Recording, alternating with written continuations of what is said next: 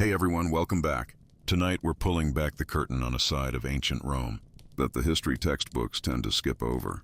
Because while Rome loved presenting itself as the pinnacle of civilization, marble temples, triumphant generals, gleaming monuments, most of its citizens were living a very different story just a few streets away.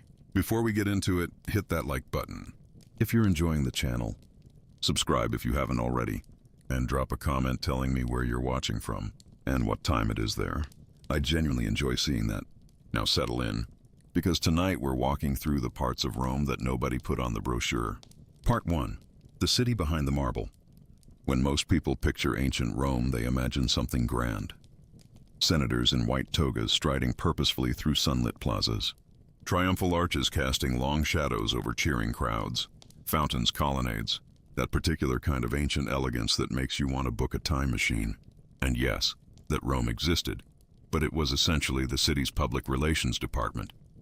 When foreign ambassadors or important visitors arrived, Rome made sure they saw the forum, the temples, the monuments. Look at our roads, look at our aqueducts, look at how civilized we are. What the tour guides conveniently skipped were the neighborhoods 3 blocks away, where daily life was loud, cramped, occasionally dangerous, and frequently unpleasant in ways that had nothing to do with philosophy. By the 1st century, Rome had somewhere in the region of 1 million residents, making it the largest city in the ancient world. It was also a city that had never once heard of urban planning, zoning regulations, or the concept that streets should be wide enough for 2 carts to pass each other without causing a minor international incident. Space was limited, so buildings went up, very far up. Most Romans lived in apartment buildings called insulae. These were tall, narrow structures crammed tightly into streets, like an architectural puzzle nobody had properly solved. The lower floors were more comfortable and therefore more expensive. The higher you climbed, the cheaper the rent. And the closer you came to structural disaster, because the construction quality of many insulae could generously be described as optimistic. Landlords built fast and built cheap. Wooden beams, thin walls, foundations that asked more questions than they answered. Fires broke out regularly. Collapses happened occasionally. The phrase top-floor apartment carried a certain dramatic weight that modern real estate listings no longer capture. Down on the streets below, the chaos never stopped. Vendors shouted. Carts rattled over stone roads. Donkeys wandered freely. Neighbors argued through walls roughly the thickness of a piece of flatbread. And because Rome had no organized garbage collection, residents sometimes addressed the problem by simply throwing waste out the window, which meant walking through a Roman street required awareness, agility, and a philosophical acceptance of whatever might fall from above. Ancient writers complained about this constantly. The poet Juvenal made a small career out of documenting the miseries of urban life. Not just the crowds and the noise, but the smells, the dangers, and the truly impressive variety of airborne surprises, awaiting any pedestrian who dropped their guard. So while Rome advertised itself as the capital of civilization, the majority of its population was experiencing something considerably more raw. A city of leaning buildings, crowded alleys, and streets where daily life was less about the Stoic philosophy and more about not getting robbed on the way home. Part 2. The Subura. If ancient Rome had one neighborhood that every parent warned their children about, it was the Subura, located just northeast of the Roman Forum. Pressed between the Esquiline and Viminal hills, the Subura sat almost directly beside the political heart of the empire. You could walk from the Senate to the Subura in minutes, which is historically quite funny, because the contrast between the two could not have been sharper. The Subura was loud, dense, and had a reputation that preceded it by several streets in every direction. Its narrow roads were packed with activity at all hours. Shops occupied the ground floors of insulae. Bakers, blacksmiths, barbers, cobblers, and merchants, all competing loudly for the attention of passers-by. Above them, apartment buildings stacked layer after layer of tenants, who were also making noise, cooking meals, arguing with neighbors, and occasionally dropping things out of windows, sometimes accidentally. During daylight hours, the Subura felt like the entire city had compressed itself into one place. Children ran between buildings. Street vendors shouted prices. Carts clattered endlessly. Somewhere nearby, someone was always arguing about money, which in a neighborhood like this was almost a form of community entertainment. But the Subura's real personality emerged after dark. Once the sun went down, the taverns filled with gamblers and off-duty soldiers, The darker corners of the district became comfortable workplaces for pickpockets, street hustlers, and other professionals in the informal economy. Brothels opened. Arguments that started over wine tended to finish outside on the pavement. Roman writers described the Subura in terms that made it sound equal parts terrifying and magnetic. It was dangerous, yes, but it was also electric. Full of energy, trade, and the particular kind of social freedom that only exists in places where nobody is quite sure who's watching. Interestingly, not everyone who passed through the Subura was poor. Because it sat along major routes connecting the forum to other parts of the city, people from all social classes moved through it daily. Julius Caesar himself spent his early years living in the Subura. Before he became one of the most powerful men in the ancient world, he was a young man from a rough neighborhood, which probably explains why later, facing down the Roman Senate, he never seemed particularly intimidated. Part 3. Crime, darkness, and things falling from windows. Rome after dark was essentially a different city. Shops closed. Respectable citizens retreated behind locked doors. The streets emptied until what remained was a much smaller crowd, some of whom were drunk, some of whom were criminals, and a notable percentage of whom were both. The first problem was simply light. Rome had no street lighting in the modern sense. Most neighborhoods, especially the poorer ones, were dark after sunset, genuinely profoundly dark, and criminals found this enormously convenient. Ancient writers regularly warned about the dangers of nighttime movement through the city. Juvenal suggested that walking through Rome after dark required both courage and a willingness to accept certain inevitable outcomes. Robbers waited in doorways. Street gangs roamed the quieter districts. A drunken argument could escalate into something far more serious within seconds. Even the non-criminal hazards were memorable. Roman apartment dwellers had a well-documented habit of disposing of waste by throwing it into the street below. Food scraps, broken pottery, chamber pots, all of it landing on the pavement with varying degrees of warning, which meant that walking at night involved two distinct risks: being robbed from below or receiving something unpleasant from above. Juvenal once joked that anyone planning to walk through Rome after dark should write their will before leaving home. This sounds like exaggeration. It was not particularly exaggerated.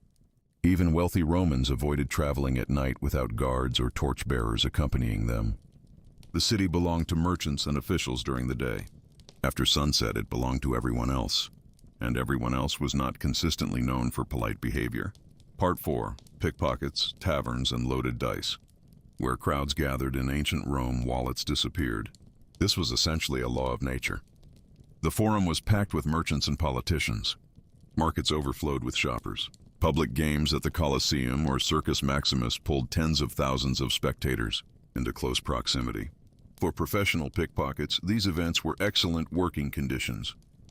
A strategic bump, a well-timed distraction, an accomplice shouting something alarming from across the square. And before the victim had processed what happened, the thief was 3 streets away. Roman writers joked about this constantly. The poet Martial described thieves so skilled that their victims only noticed the loss hours later. Impressive in a technical sense. Deeply unhelpful if you were the victim. Then there were the taverns, called popinae, scattered generously through the poorer districts. Cheap food, cheaper wine, dice games, and a clientele that covered every shade of Roman society. From hard-working laborers to outright criminals, the wine deserved its reputation. Tavern keepers were known for watering it down, adding mysterious flavorings, or simply serving whatever had been sitting around longest. If you ordered a drink and found it unusual, that was probably intentional. Gambling was technically restricted under Roman law. This restriction was widely, cheerfully ignored. Dice clattered on tables from opening to closing. And alongside the honest players came the professionals. People who had mastered the art of making a game appear fair, while quietly ensuring it was anything but. Weighted dice, quick hands, accomplices pretending to be fellow players. The strategy was always the same. Let the newcomer win early, build their confidence, encourage larger bets, then let the dice behave strangely until the money had relocated itself. Across the table, if the victim protested too loudly, the surrounding players would usually offer a reminder that tavern disputes were not always resolved through polite conversation. Part 5. Fire, the vigils, and the logic of staying anyway. Of everything that threatened ordinary Romans in their daily lives, fire was the most terrifying. The city was a perfect fire hazard. Insulae built from wood and cheap materials, oil lamps burning constantly, cooking fires, crowded living spaces where a single accident could ignite a building within minutes. When one structure caught fire, it spread quickly to its neighbors across the narrow streets. Entire city blocks could vanish in a single night. For the upper floors of insulae, escape during a fire was genuinely dangerous. Staircases filled with smoke. Neighbors rushed downward in panic. Some residents tried crossing rooftops to reach safety. Others simply fled with whatever they could grab in seconds. Many fled with nothing. The Roman government eventually created a force known as the Vigils, a combination of firefighters and nighttime patrol units. They carried buckets, pumps, axes, and hooks, used to demolish burning structures before flames could spread further. Sometimes they succeeded. Often the fires were already too advanced. The Vigils also served as a kind of night watch, patrolling for criminals and suspicious activity. But Rome had roughly 1 million people, thousands of streets, and limited numbers of men available for patrol. Criminals understood this arithmetic well. They operated in areas where patrols rarely passed, used the dark alleys the Vigils couldn't cover, and largely accepted that their professional risk was manageable. So why did ordinary Romans stay in these neighborhoods at all? The answer was simple: work. Rome was the economic engine of an empire stretching across 3 continents. Goods from Spain, Egypt, North Africa, and beyond flowed constantly through its markets. Those markets needed dock workers, craftsmen, bakers, blacksmiths, vendors, and laborers. All of those jobs were located inside the busiest, most crowded districts of the city. Moving away meant longer travel and fewer opportunities to earn money. For people living day to day, that wasn't a realistic option, so they stayed. And over time, they adapted. They learned which alleys to avoid after dark. They recognized the local taverns known for violence. They kept their valuables hidden and their awareness sharp. The dangerous neighborhoods were also communities. Families who had lived there for generations.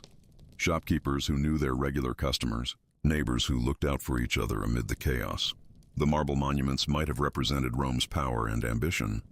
But the crowded, loud, occasionally hazardous streets behind those monuments represented something equally important.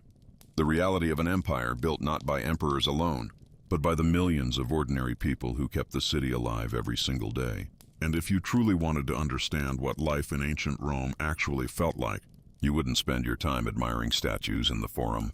You'd walk through the Subura, preferably during daylight, preferably with one hand on your wallet. Because while Rome ruled the known world, its streets still operated by a very simple principle: stay alert, or someone else will help themselves to your afternoon. That's everything for tonight. If you enjoyed this one, leave a comment. I'd love to know which part of Roman street life surprised you most. Was it the fire hazards, the loaded dice, or the fact that Julius Caesar grew up in one of the roughest neighborhoods in the ancient world? Like the video, subscribe if you haven't, and I'll see you in the next one.